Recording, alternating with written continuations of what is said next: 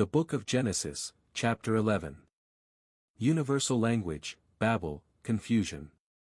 Now the whole earth spoke one language and used the same words, vocabulary. And as people journeyed eastward, they found a plain in the land of Shinar and they settled there. They said one to another, "Come, let us make bricks and fire them thoroughly, in a kiln, to harden and strengthen them." So they used brick for stone, as building material, and they used tar, bitumen, asphalt, for mortar. They said, "Come, let us build a city for ourselves, and a tower whose top will reach into the heavens, and let us make a famous name for ourselves, so that we will not be scattered into separate groups, and be dispersed over the surface of the entire earth, as the Lord instructed." Now the Lord came down to see the city and the tower which the sons of men had built. And the Lord said, "Behold, they are one, unified, people, and they all have the same language. This is only the beginning of what they will do, in rebellion against me, and now no evil thing they imagine they can do will be impossible for them. Come, let us, Father, Son, Holy Spirit, go down and there confuse and mix up their language, so that they will not understand one another's speech." So the Lord scattered them abroad from there over the surface of the entire earth, and they stopped building the city. Therefore the name of the city was Babel, because there the Lord confused the language of the entire earth, and from that place the Lord scattered and dispersed them over the surface of all the earth. Descendants of Shem. These are the records of the generations of Shem, from whom Abraham descended. Shem was 100 years old when he became the father of Arpachshad, 2 years after the flood. And Shem lived 500 years after Arpachshad was born, and he had other sons and daughters.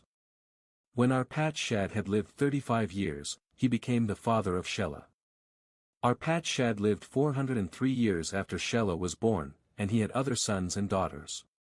When Shelah had lived 30 years, he became the father of Eber. Shelah lived 403 years after Eber was born, and he had other sons and daughters. When Eber had lived 34 years, he became the father of Peleg. And Eber lived 430 years after Peleg was born, and he had other sons and daughters. When Peleg had lived 30 years, he became the father of Reu.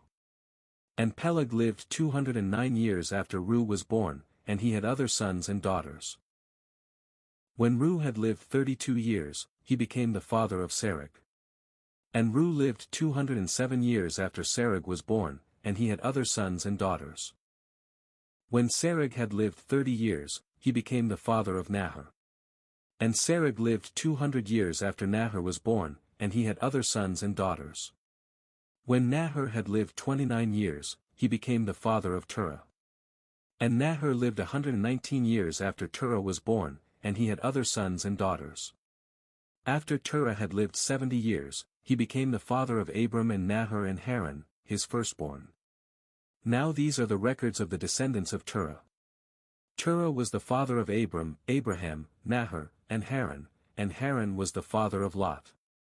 Haran died before his father Terah in the land of his birth, in Ur of the Chaldeans. Abram and Nahor took wives for themselves.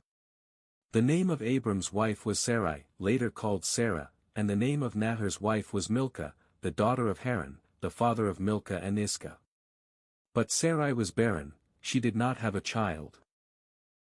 Terah took Abram his son, and Lot the son of Haran, his grandson, and Sarai his daughter-in-law, his son Abram's wife, and they went out together to go from Ur of the Chaldeans into the land of Canaan, but when they came to Haran, about 550 miles northwest of Ur, they settled there. Terah lived 205 years, and Terah died in Haran.